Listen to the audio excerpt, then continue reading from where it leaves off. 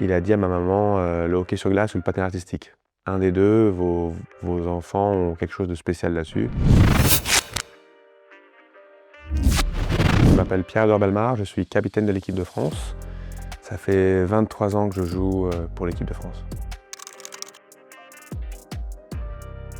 Ma grande sœur, à l'époque, a voulu commencer le hockey sur glace et nous, avec mon grand frère, on a voulu aussi essayer, mais on n'avait pas les moyens du tout. Et ma maman nous a dit, vous pouvez faire un essai à la séance publique. Et on est allé à la séance publique avec mon frère, sauf qu'on n'a jamais vraiment touché la balustrade.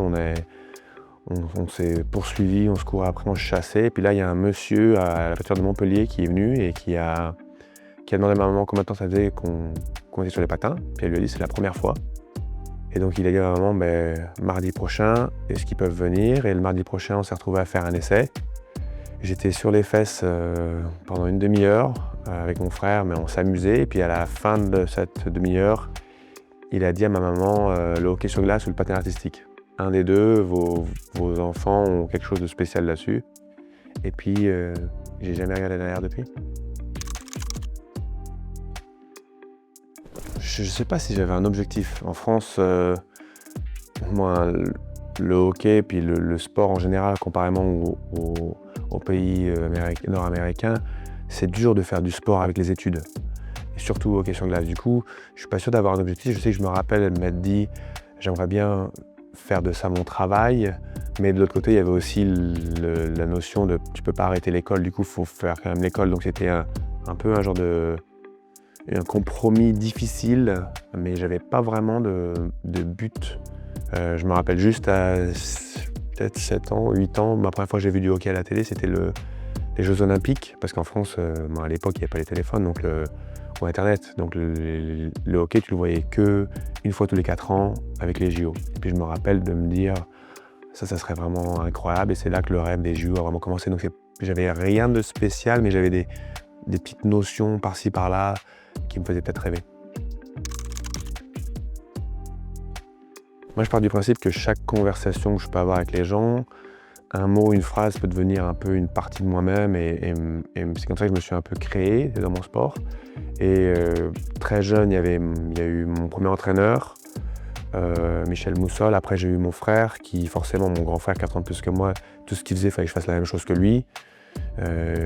J'ai eu ma petite sœur, Roséliandre, qui a fait les JO de Pékin en gym. Du coup, ça a été une source de motivation, quelque chose qui m'a donné un élan de m'entraîner beaucoup plus. Donc c'est dur de dire une personne. Je pense que selon les phases de ma vie, j'ai eu des personnes qui à chaque fois ont réussi à me tirer ou je me suis servi d'elles pour m'emmener vers le haut.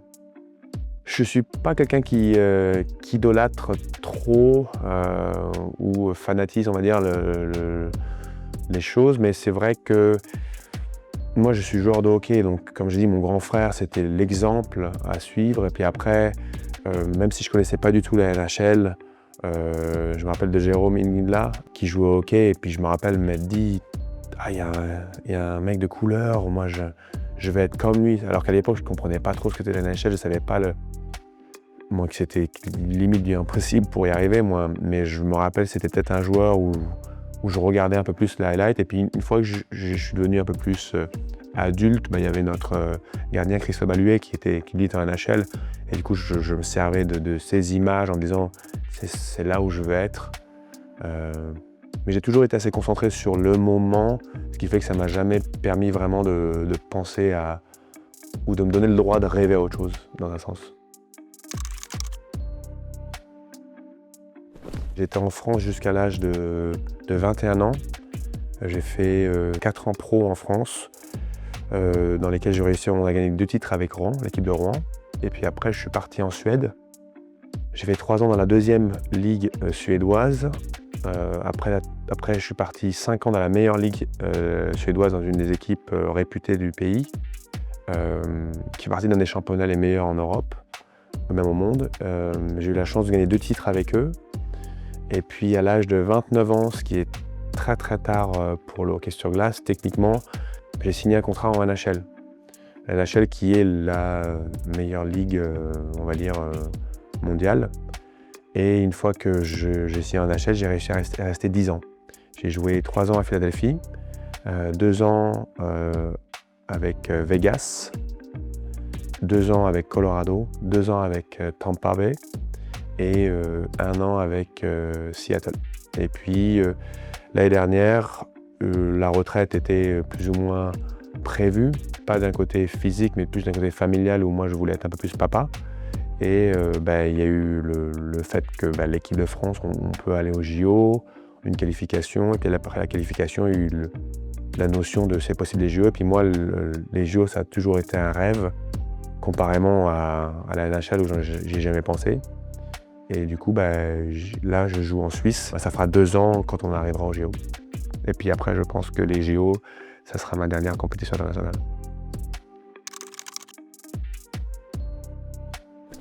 La situation pour l'équipe de France de hockey sur glace, des deux côtés du coup féminin et masculin, ça a été un peu bizarre parce qu'on a fini meilleur deuxième de la qualification olympique.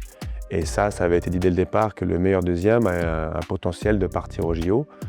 Mais du coup, entre-temps, il y a eu des épisodes hauts et bas, donc il y a eu des moments de joie et de déception parce qu'on nous a dit que la nouvelle allait tomber bien plus tôt que ce qu'elle est arrivée. Et du coup, j'ai l'impression que là, j'arrive pas encore à vraiment me mettre dans la tête qu'on y va vraiment. Ça fait tellement longtemps que moi j'en rêve. J'ai commencé il y a 23 ans et c'est techniquement le moment où la France n'a plus réussi à se qualifier. Donc j'ai du mal à y croire. J'ai l'impression que je vais y croire vraiment quand on va arriver en février, vraiment là, et que je vais y être. Là, je vais me dire, OK, on y est vraiment. Donc je pense que individuellement, on a tous eu des réactions un peu différentes. Ma femme, elle a crié, elle était méga contente pour moi, alors que moi, à l'arrivée, j'étais beaucoup plus modéré en me disant, c'est vraiment vrai, ça y est, c'est fait. Et alors que j'ai vu les filles, elles étaient super contentes, grand câlin dans tous les sens.